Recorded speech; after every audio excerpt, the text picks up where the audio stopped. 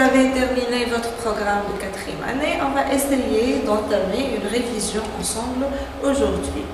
Avant d'entamer la révision, on va essayer de revenir un petit peu en arrière, le projet 1, le projet 2, ce que vous avez fait lors des deux projets. Donc, tout le programme était sur le texte argumentatif. Vous avez vu le texte argumentatif lors des trois projets.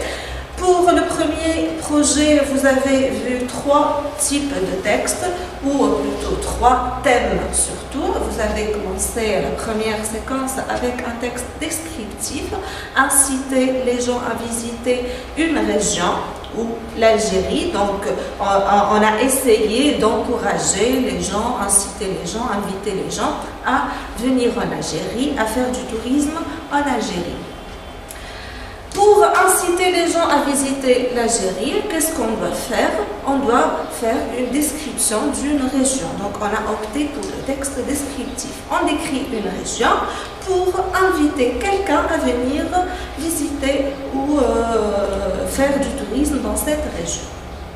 La séquence 2, on est passé au récit historique, mais faites attention, c'était le récit historique à visée argumentative. Vous allez, peut-être vous avez posé la question à vos professeurs, quel est le rapport entre un récit historique et un texte argumentatif?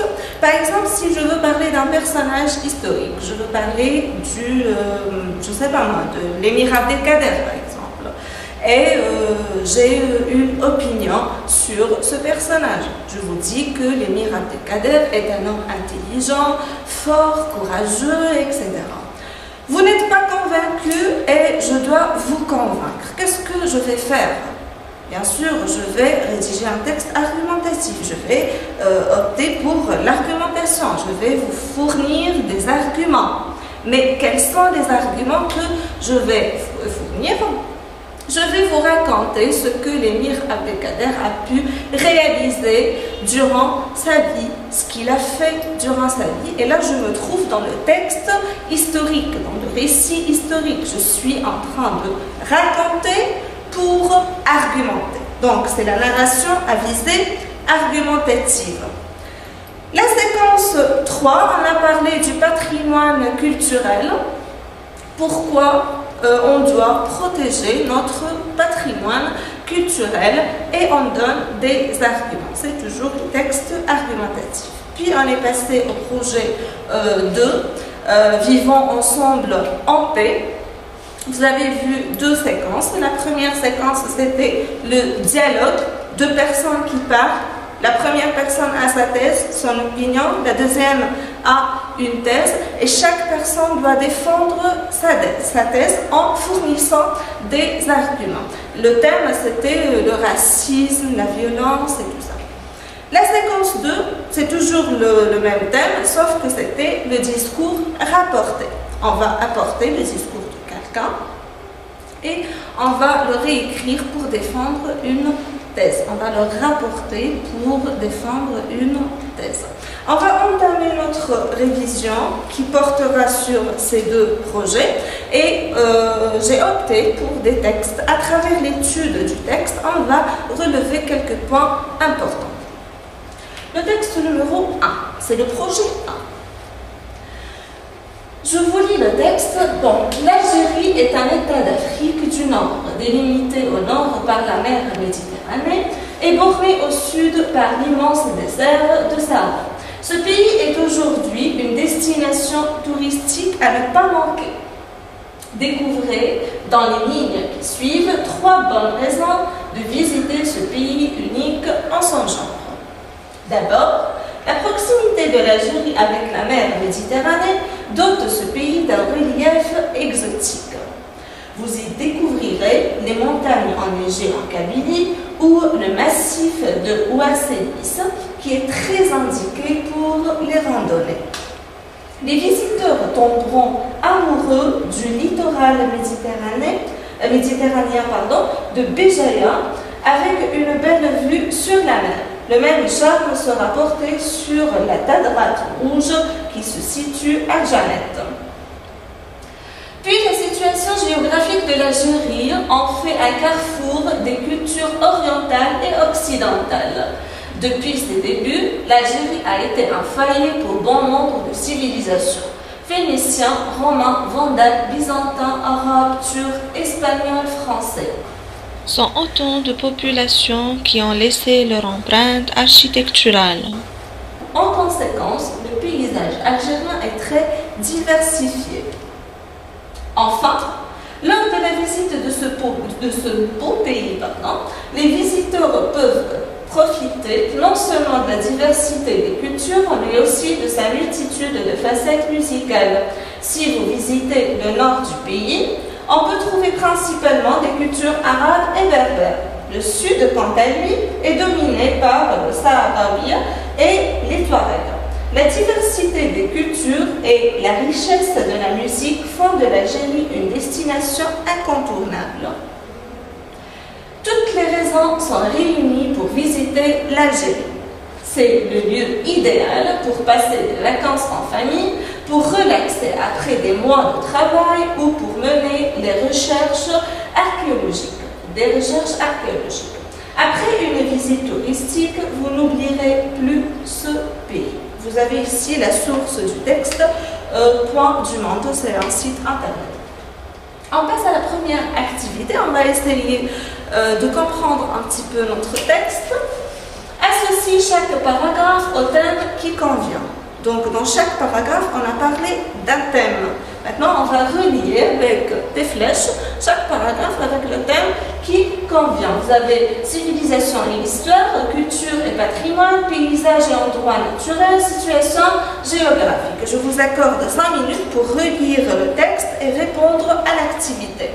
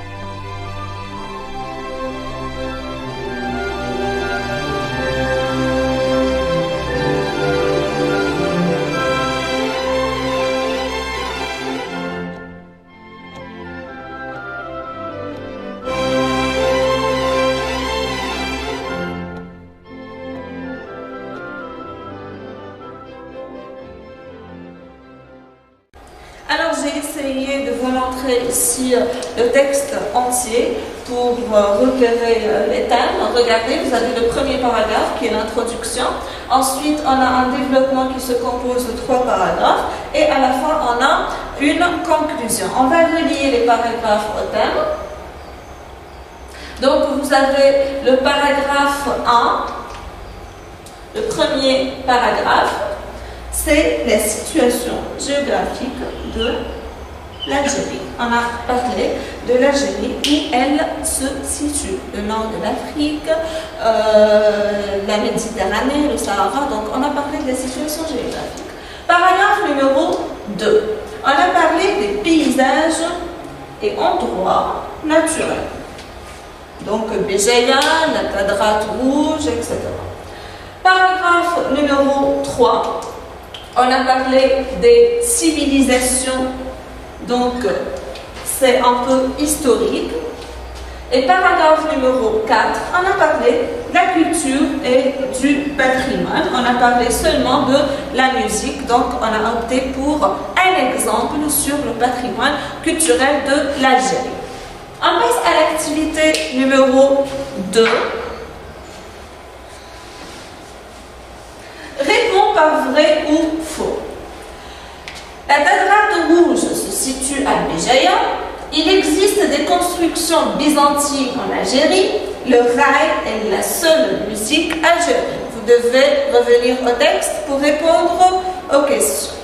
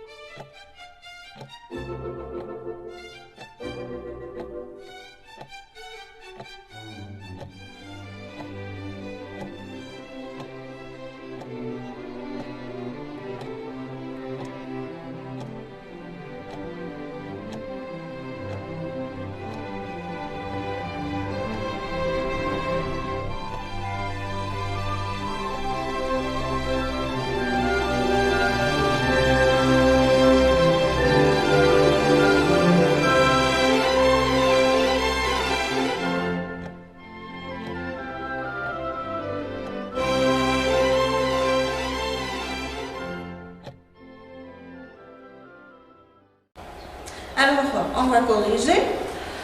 La première phrase, la Tadrate rouge se situe à Béjaïa, c'est faux.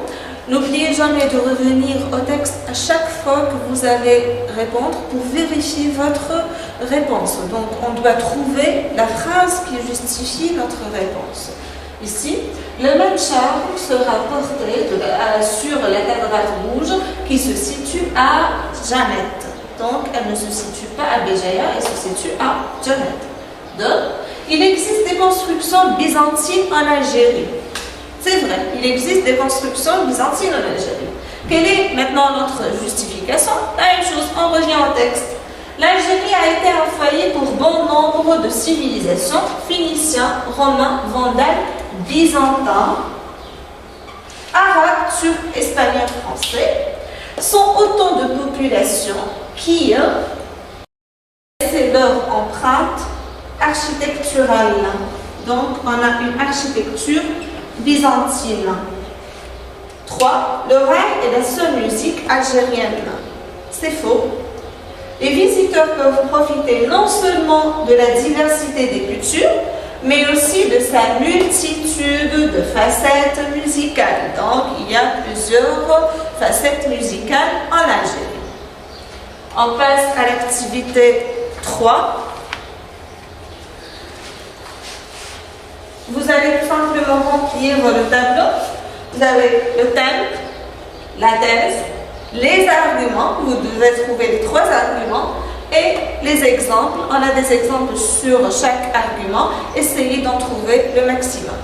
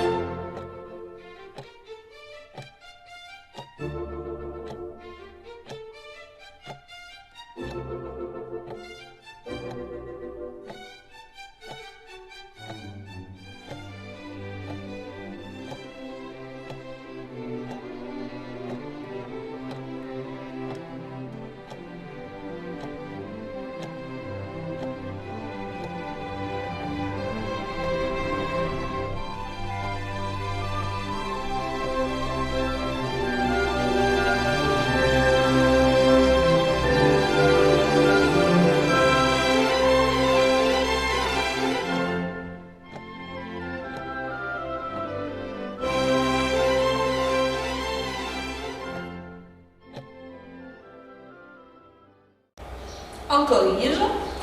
Donc le thème du texte c'est le tourisme en Algérie. La thèse, l'Algérie est aujourd'hui une destination touristique à ne pas manquer. Ici, la thèse, elle est explicite dans le texte, c'est une phrase claire que vous pouvez trouver dans l'introduction. Elle existe aussi dans la conclusion. Il y a une reformulation de la thèse dans la conclusion. Pour les arguments, vous avez 3 arguments. Le premier, la proximité de l'Algérie avec la mer Méditerranée dote ce pays d'un relief exotique. C'est le premier paragraphe du développement. Ensuite, on a le deuxième. La situation géographique de l'Algérie fait un carrefour des cultures orientales et occidentales. Paragraphe 2 du développement. Et 3. Les visiteurs peuvent profiter non seulement de la diversité des cultures, mais aussi de sa multitude de facettes musicales. Vous avez des exemples sur chaque argument. Le premier, les montagnes enneigées en Kabylie. C'est la première partie du développement. Ensuite, on parle des cultures, le carrefour des cultures. Donc, on a les Phéniciens, les Romains, les Vandales, etc. Et à la fin, vous avez des exemples sur les musiques algériennes. Par exemple, le Sahraoui et les Touaregs. Donc, c'est ça.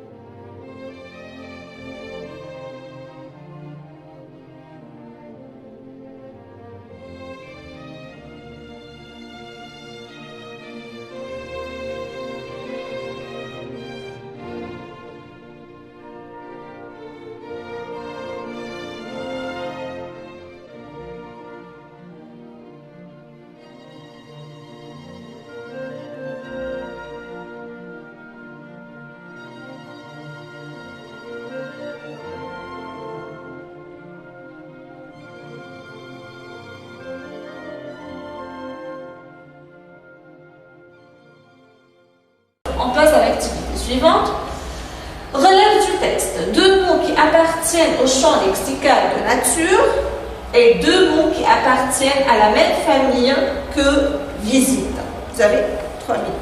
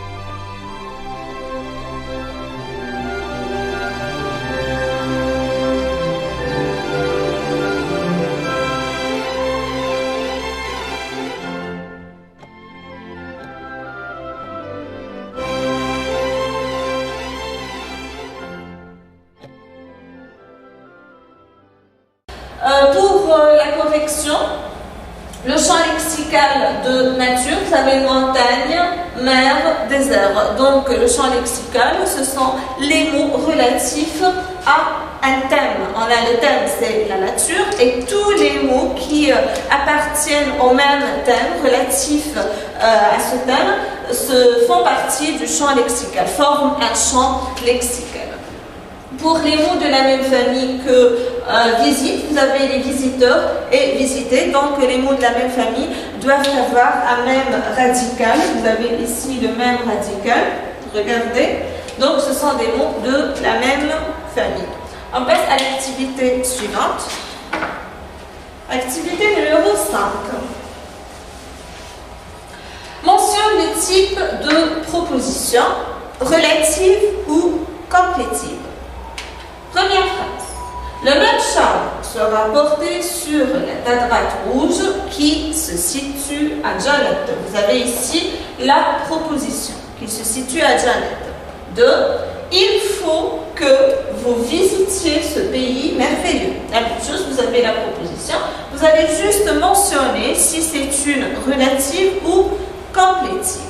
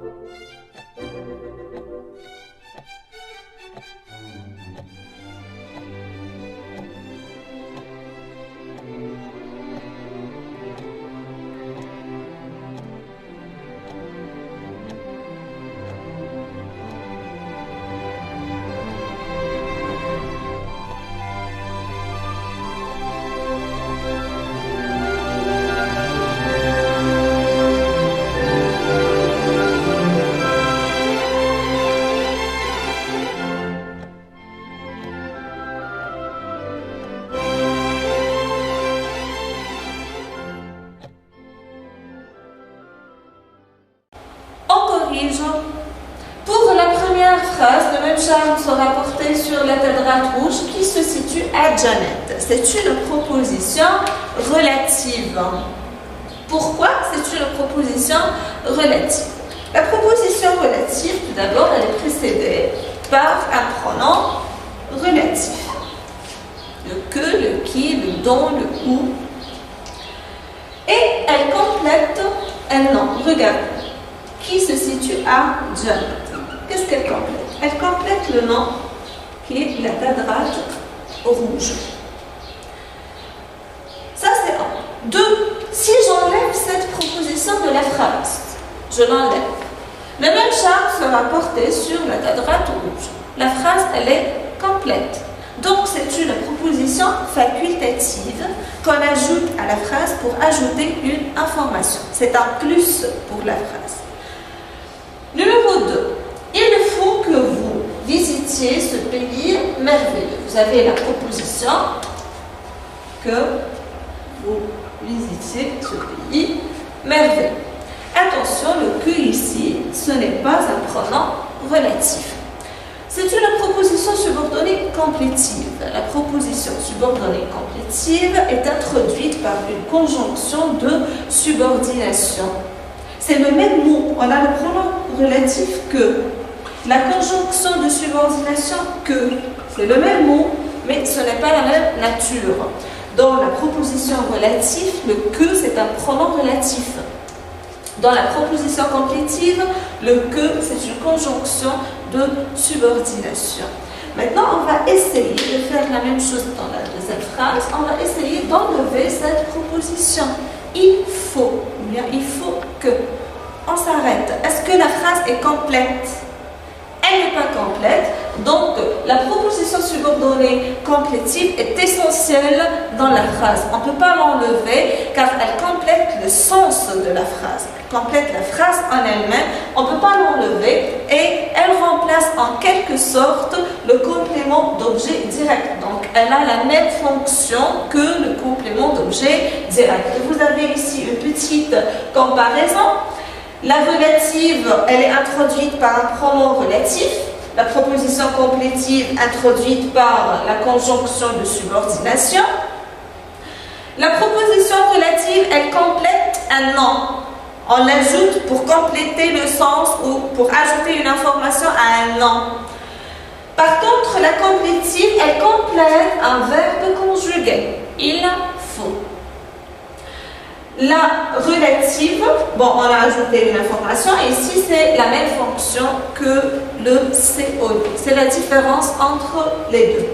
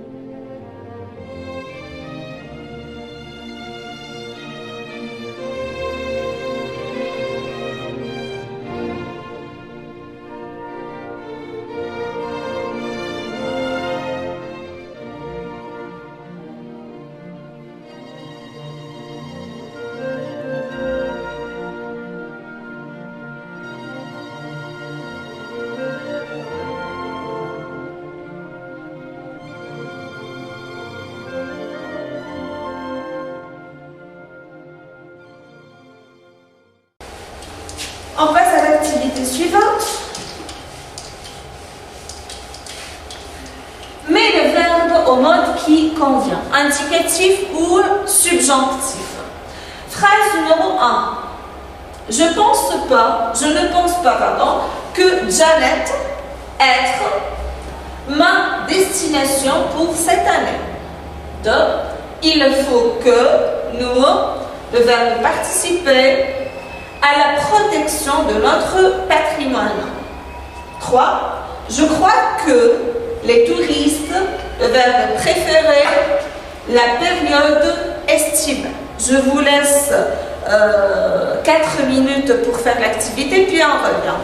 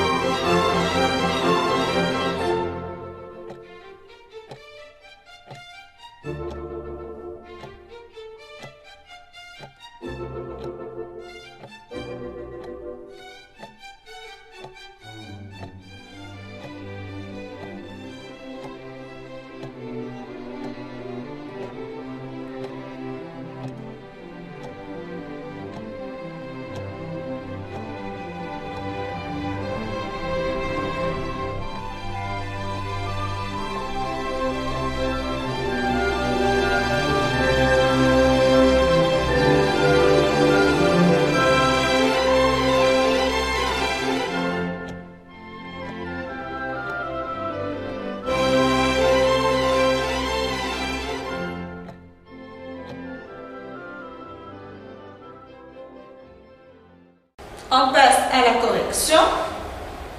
Donc la première phrase. Je ne pense pas que Janet soit ma destination pour cette année. On a conjugué le verbe en mode subjonctif. Pourquoi on a conjugué le verbe en mode subjonctif? Regardez bien. On a le premier verbe, la première proposition. Je ne pense pas. C'est un verbe d'opinion. Et ensuite, on a mis le deuxième verbe au subjonctif. Mais faites attention, ce verbe d'opinion est à la forme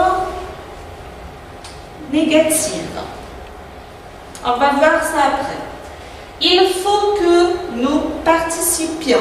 La même chose, c'est le subjonctif. Il est précédé par il faut que. C'est une formule pour exprimer l'obligation. 3. Je crois que les touristes préfèrent. Ici, c'est l'indicatif. La période estivale. Regardez bien, on a ici un verbe d'opinion. Et ici, un verbe d'opinion. Deux verbes d'opinion. C'est la même chose. Dans la première phrase, on a mis le subjonctif. Dans la deuxième, on a mis l'indicatif. Quelle est la différence entre les deux phrases? La seule différence qu'il existe ici, c'est la négation. Dans le premier cas, c'est un verbe d'opinion à la forme négative. Dans le deuxième cas, c'est un verbe d'opinion à la forme affirmative. Ici, on peut comprendre que le subjonctif s'emploie avec le verbe d'opinion à la forme négative et je vous ajoute la forme interrogative. Donc, négative ou interrogative, je mets le subjonctif. Forme affirmative, je mets l'indicatif. Maintenant, vous avez un petit rappel ici sur l'emploi du subjonctif. On emploie le subjonctif pour exprimer une volonté. Je veux, par exemple, le verbe humain. Un souhait, j'espère, je souhaite que. Ensuite, je mets le subjonctif. La crainte, je crains que. Je mets le subjonctif. L'obligation et l'ordre, par exemple ici, il faut. Et l'opinion à la forme négative ou interrogative.